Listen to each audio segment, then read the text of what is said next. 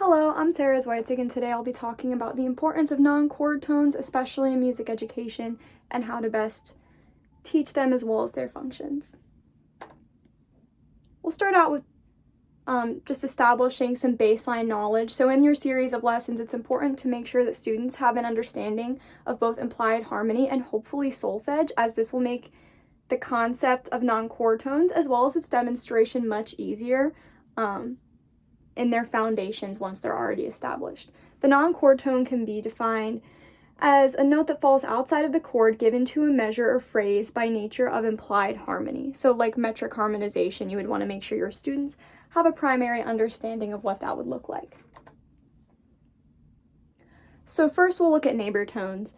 Neighbor tones are approached by a step and then resolved by a step in the opposite direction. So if we had a C chord, that was the harmonization of the measure, one could use the example.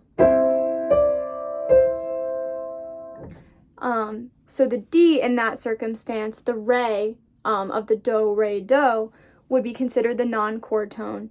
And it would be considered the neighbor tone because you're just hopping there really quickly and then going back to the chord.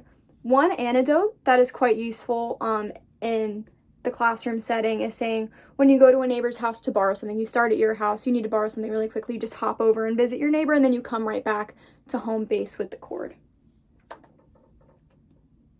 An example of the neighbor tone in a piece of music is Come to the Fair by East Hope Martin. In the very first phrase, the sun is a-shining to welcome the day.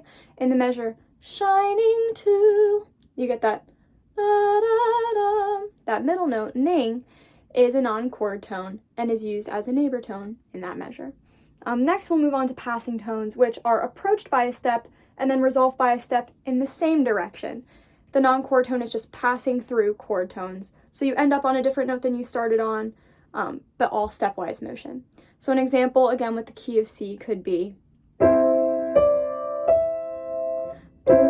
re, mi. So again, in that circumstance, solfege is often useful because you can use the demonstration of do, re, mi to highlight the fact that re is a non-chord tone in that circumstance and you're just passing through to get to mi, the next chord tone.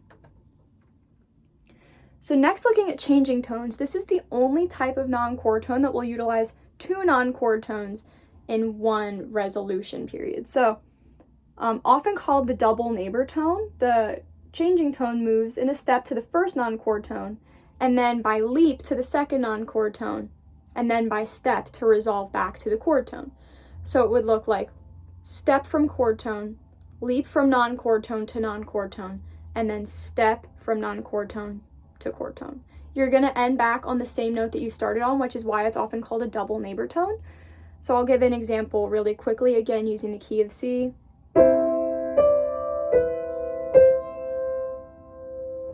So again, using solfege, you could say do, ti, do, re, ti, do. Both re and ti are non-chord tones in this circumstance, and both are used for the resolution of the chord. So continuing on with escape tones and appoggiatura, as we'll look at in a moment, can be seen as similar to non-chord tones because you're going to use multiple tones to get to where you want. So the escape tone is approached by a step and resolved by a skip. So escape tone could be something along the lines of do, re, sol. So we're using do, re to approach by a step, approach the non-chord tone by a step, and then resolve back to that chord tone by a leap. And an easy way to remember that, again with the importance of anecdotes in the classroom, is imagine you're in a burning building on the second floor. You need to step to get to the ledge of the window and then leap to jump out and escape the building. So looking at the appoggiatura is essentially the opposite of an escape tone. It is approached by a leap and then resolved by a step. So that could look like do, fa, mi. And then when we look at suspensions, a suspension has 3 parts: the preparation, the suspension, and the resolution.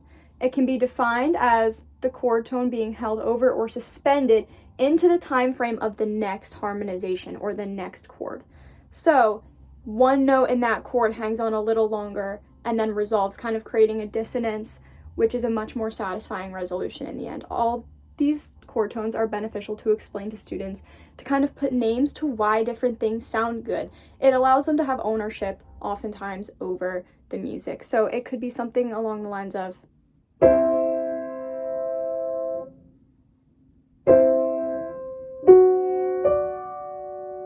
you saw how the C was held longer before I moved to the 2 in that circumstance. So I held it a little bit longer into the second note, which is why it's called a suspension. It is suspended within. And then as we look at our last type of non-chord tone, the anticipation, it again is essentially the opposite of a suspension. The note, instead of being held longer, is going to resolve prematurely as opposed to the rest of the chord. So using that same example of a C chord, the D moved prematurely in the right hand before the left hand had caught up. So it's essentially the opposite of a suspension. And again, with students, it's important to highlight these similarities and use the anecdotes in order to allow them to have like a deeper understanding of how things work. Allow them to understand the actual inner workings instead of just flatline, this is that. Anyway, I hope you enjoyed my presentation on non-chord tones and how to teach them in the classroom. Thank you for listening.